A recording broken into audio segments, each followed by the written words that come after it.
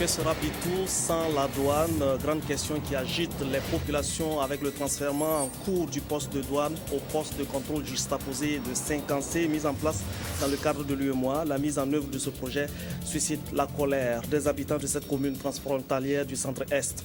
Le sachet plastique nous envahit et pollue notre environnement. Un projet national se met en place pour transformer le péril plastique en opportunité économique. Il a été lancé à Dori ce week-end.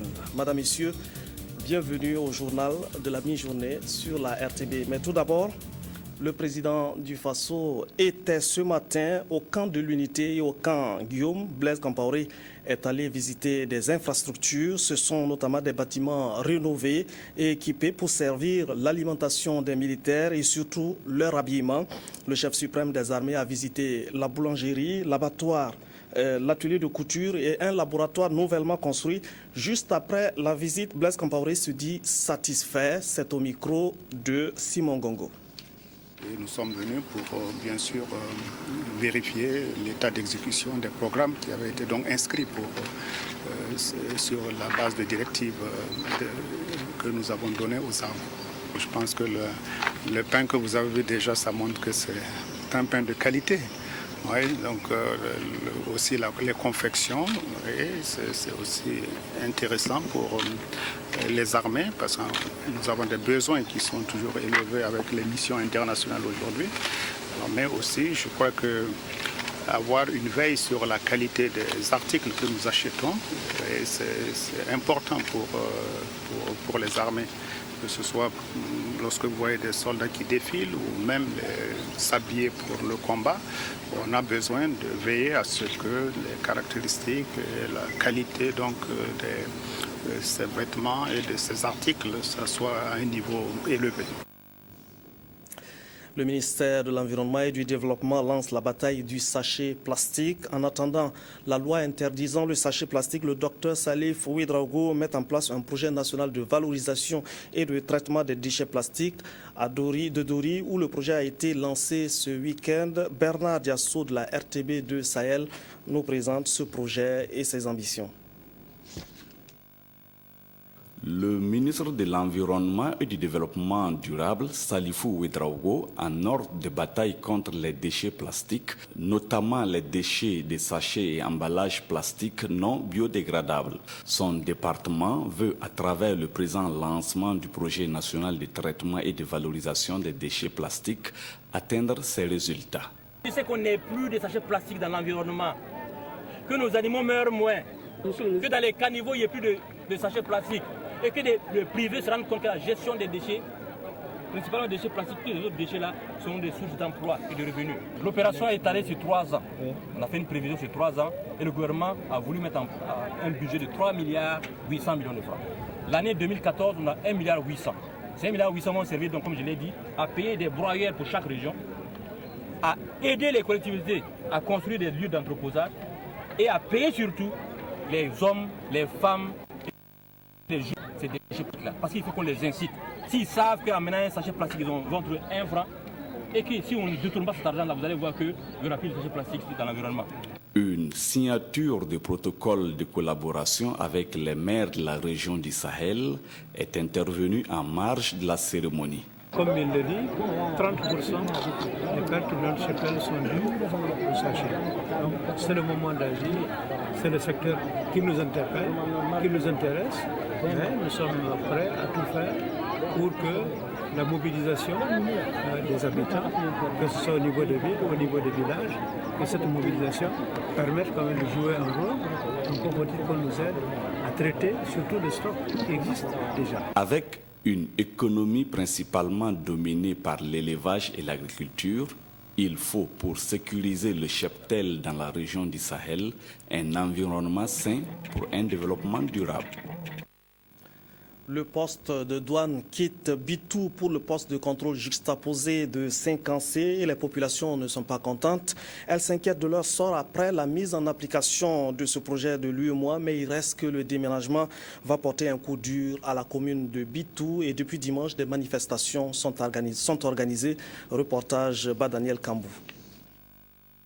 L'information a été difficilement accueillie par les populations de Bitou À partir du 31 mai, les opérations de dédouanement qui se faisaient à Bitou se feront désormais à Saint-Quincé au niveau du poste juxtaposé de douane pour ce qui est de dédouanement en provenance du Togo.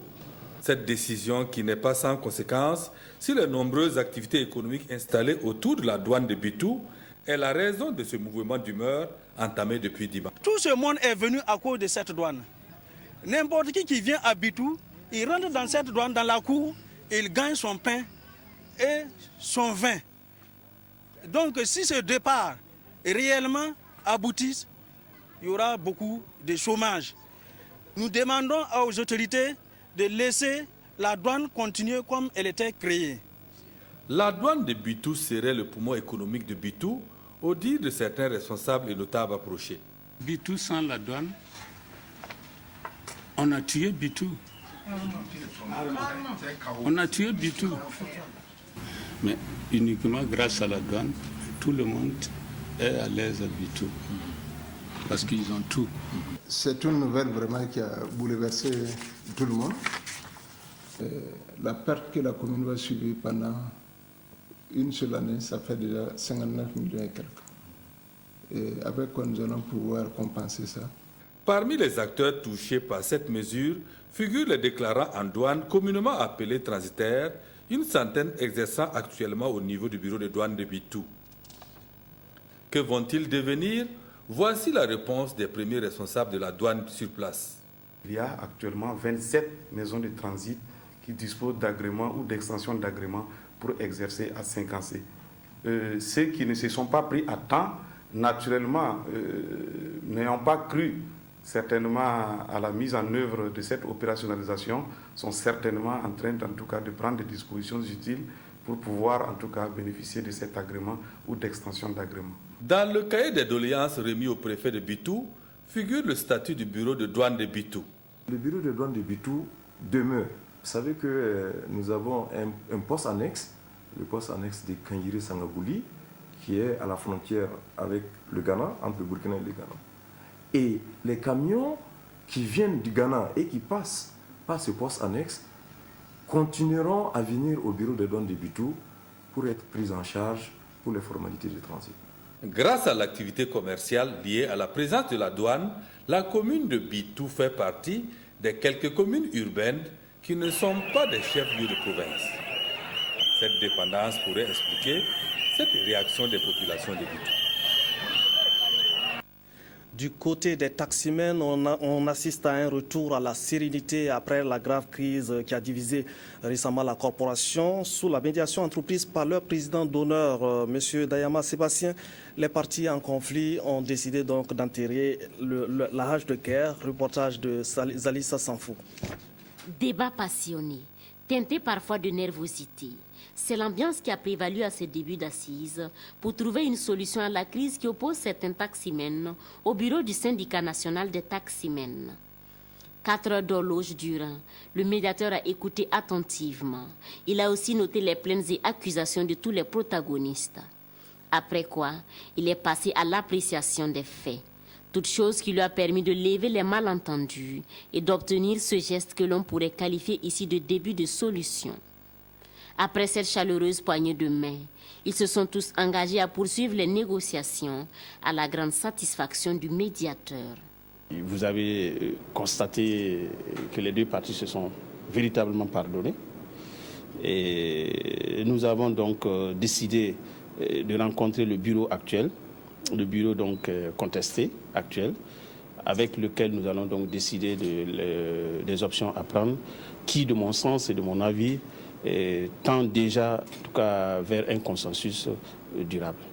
En rappel, c'était le 12 mai dernier que certains chauffeurs de taxi ont garé leur véhicule pour réclamer la démission des membres du bureau de leur syndicat.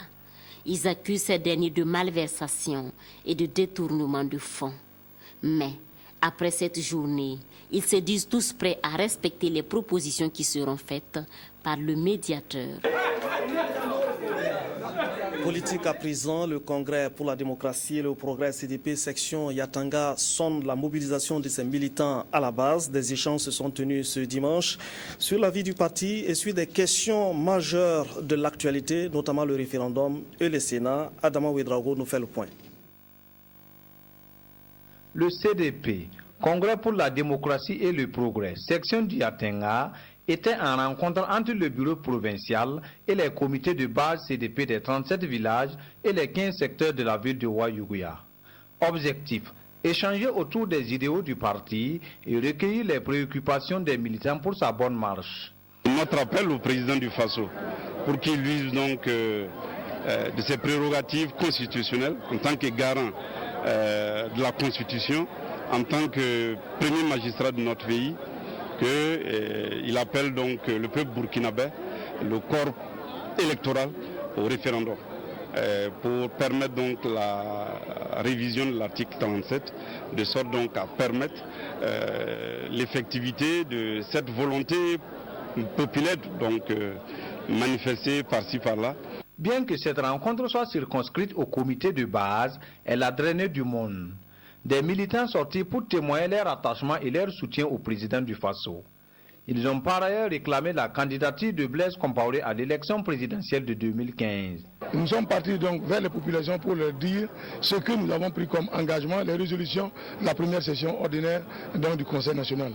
Mais quand nous sommes arrivés, les populations nous ont accueillis avec déjà ces résolutions-là, en disant mais qu'est-ce que vous attendez pour dire au président Blaise Compaoré d'appeler le peuple au référendum pour la modification de l'article 37. Les populations nous ont appelés vers la mise en place du Sénat parce que c'est constitutionnellement inscrit et que nous devions mettre en place ce Sénat pour que justement des voix plurielles puissent s'élever au niveau donc des deux chambres du Parlement. Un sentiment général de satisfaction quant à la mobilisation de ce jour, quant à la grande mobilisation que nous avons vue bien sûr maintenant dans les 13 communes de la province du Yatenga. Cette rencontre était l'occasion pour Assimi Kwanda, secrétaire exécutif du parti majoritaire, de traduire les salutations du président du Faso à la population du Yatenga, restée mobilisée pour l'intérêt du parti. Il a ensuite invité la population à sortir massivement pour l'enrôlement biométrique. La caravane du civisme est à Ouayouguya dans le nord pour sensibiliser la population à adopter des comportements responsables. Un village de la citoyenneté est donc dressé pour diffuser des messages sur le sens du civisme. Reportage Christophe Ilboudou. Les militants du Congrès pour la démocratie et le progrès CDP du Kouritenga sont en alerte maximum. Les 9 communes ont reçu la délégation du secrétariat exécutif national. Partout, le message est le même.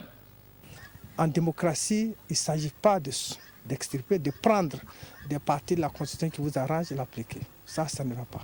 Je pense qu'une Constitution est faite pour être appliquée dans son entièreté. Et je pense que vous avez vu, la salle est comble.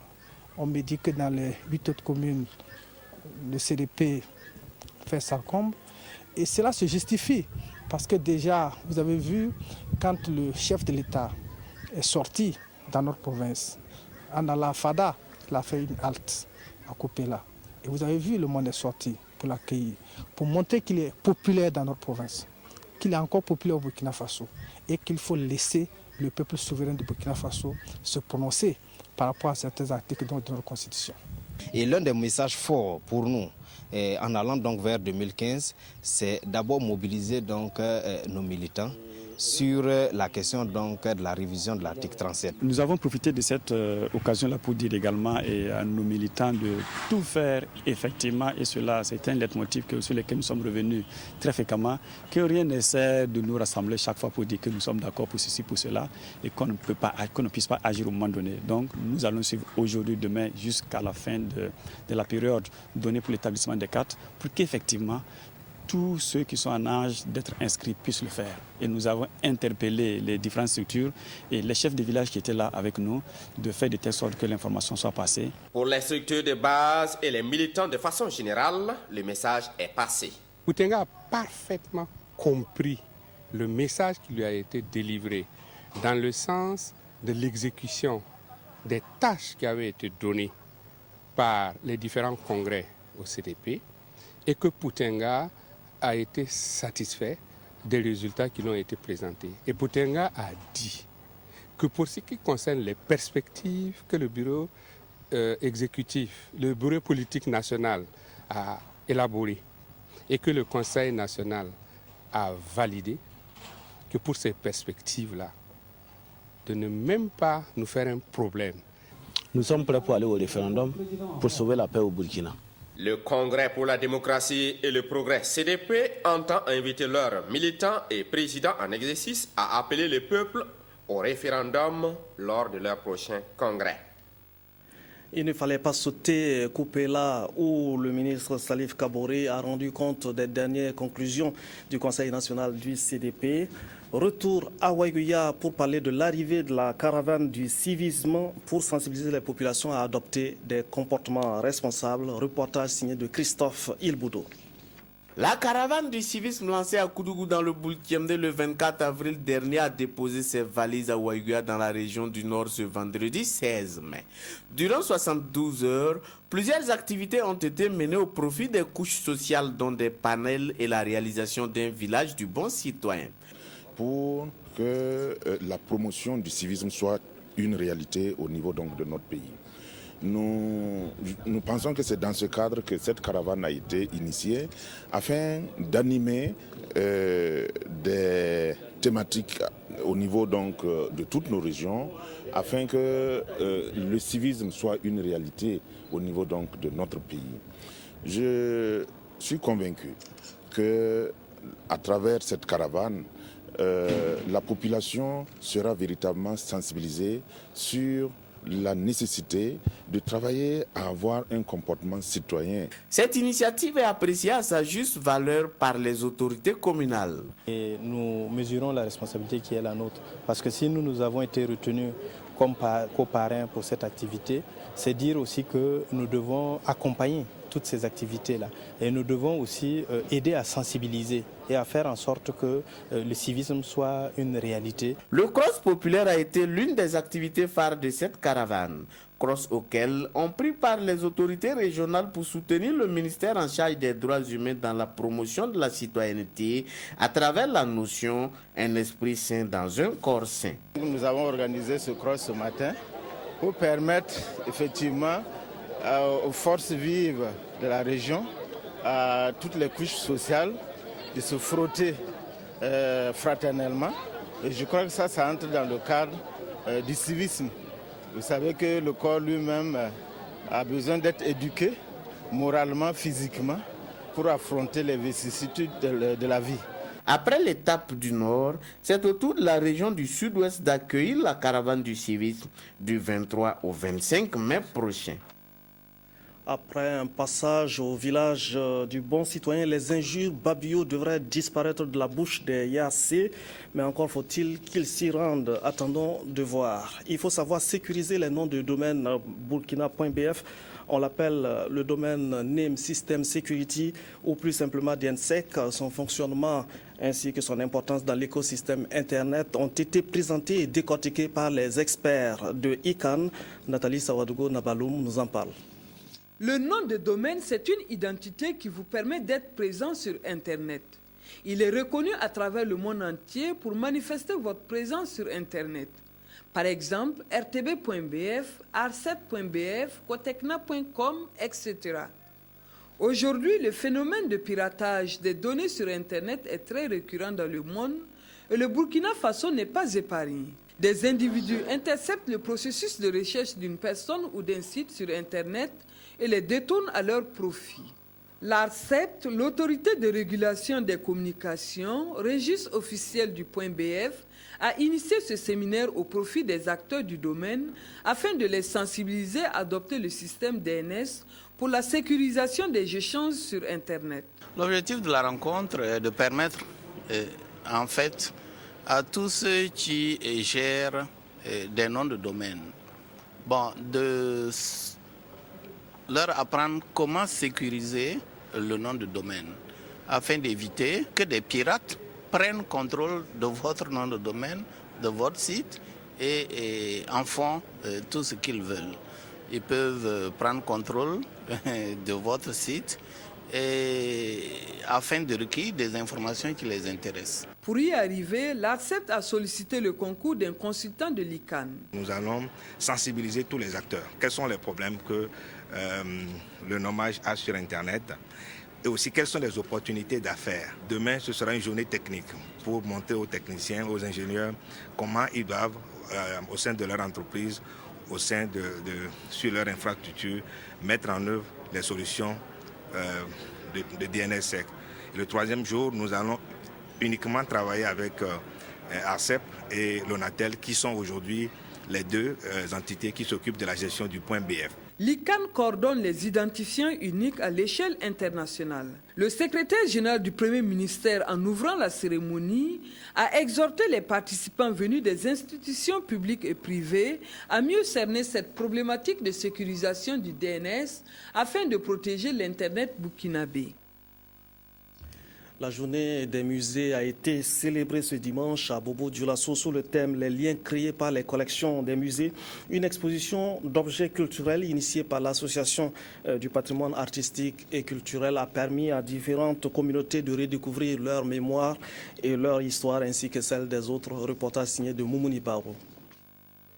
Journée internationale des musées. Cet événement est fêté ici à Bobo-Dioulasso sous le thème « Les liens créés par les collections des musées ». Ainsi, du musée de la musique, en passant par le musée communal Sogusira-Sanon, plusieurs objets culturels y sont exposés. Il s'agit là de renforcer la place fondamentale des musées de la société burkinabé et de sensibiliser le public que les valeurs culturelles se trouvent dans ces lieux de conservation. Les musées, comme vous le savez, sont des institutions qui conservent le patrimoine culturel.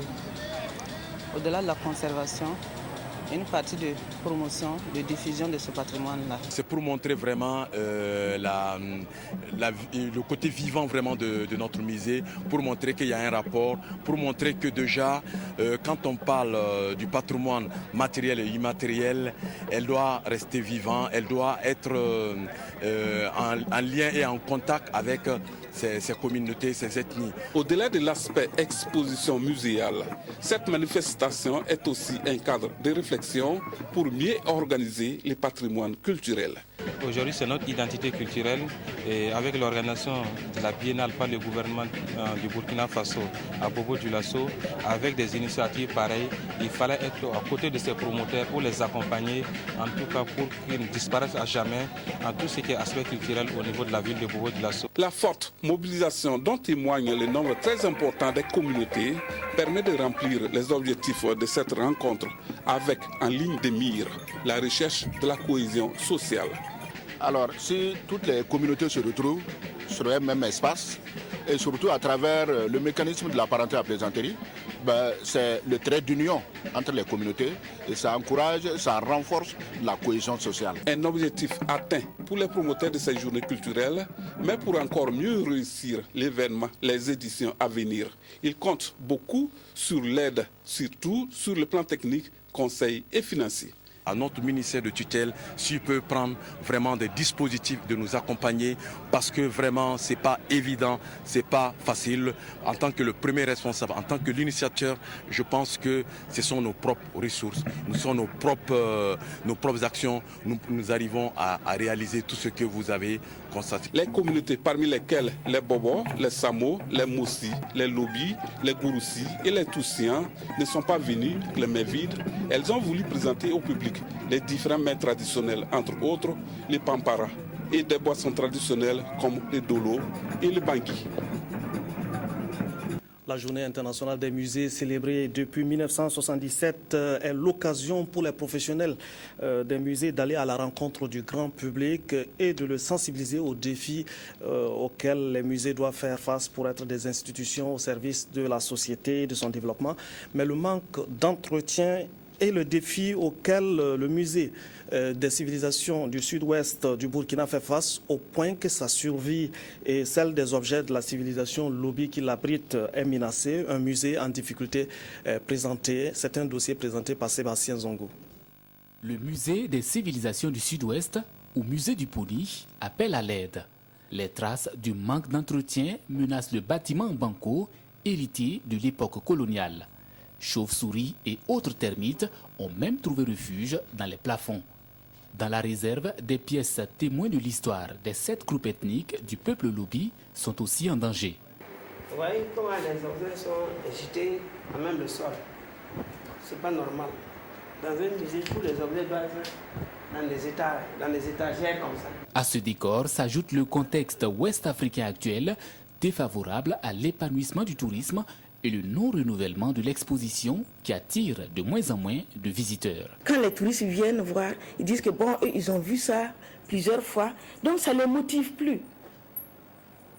Quand ils vont, ils expliquent ça aux autres, ça ne les motive pas, donc il n'y a pas de touristes. Les gens sont informés de la valeur de ces musées. Mais au fur et à mesure, les gens se découragent. On parle tant de ces musées sur le plan international. Mais quand ils arrivent ici, ils disent non, ce n'est pas le même, c'est faux. Ce que nous avons vu en 90, ce n'est pas ça. Oh, c'est ça.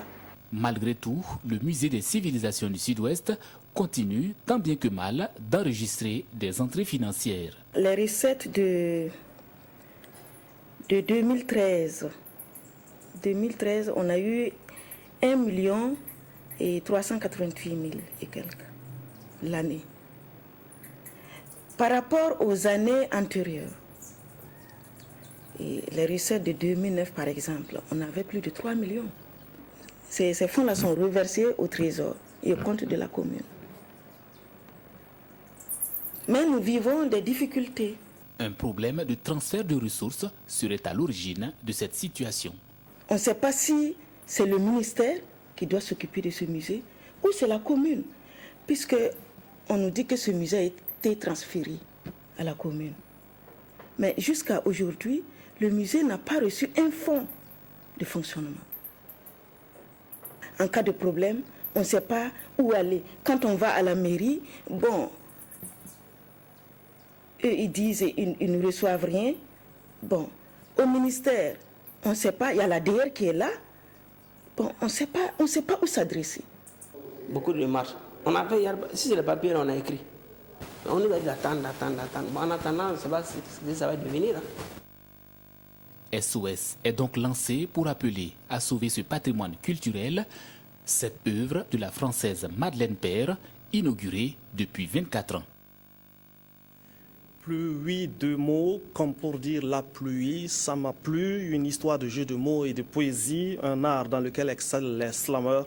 Pluie de mots, c'est un événement attendu la semaine prochaine. Les grandes articulations de ce festival nous sont détaillées ici par Zié Diarra et Yolande Lompo.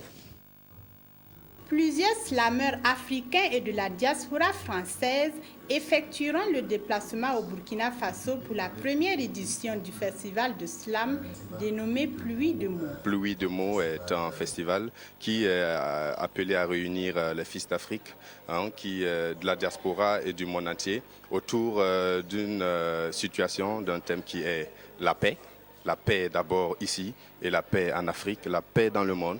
Et aussi voir comment faire pour que l'art oratoire, le slam puisse circuler librement à travers le continent, que le slam africain puisse prendre son envol. Nous avons voulu cette première conférence de presse pour appeler l'ensemble des sponsors, pour appeler l'ensemble des partenaires, pour appeler l'ensemble des personnalités qui peuvent vraiment accompagner cette initiative pour qu'elle puisse aboutir et vraiment porter haut le flambeau de la paix et de la cohésion sociale. Atelier de formation en art oratoire, village du festival, soirée de slam et concert géant de slam seront entre autres les activités de ce grand festival inédit. Le contenu du festival, sur le signe de la paix, c'est des thèmes qui me tiennent à cœur, la solidarité, la tolérance. C'est vraiment ces thèmes qui me tiennent à cœur. Et puis aussi la conscientisation de la jeunesse burkinabé. Les organisateurs du festival Pluie de mots accordent une place prépondérante à la paix, d'où le thème Slam, art urbain au service de la paix, du civisme et du développement en Afrique. C'est la fin de cette édition. Merci de nous avoir suivis. Excellente suite de programme sur la RTB.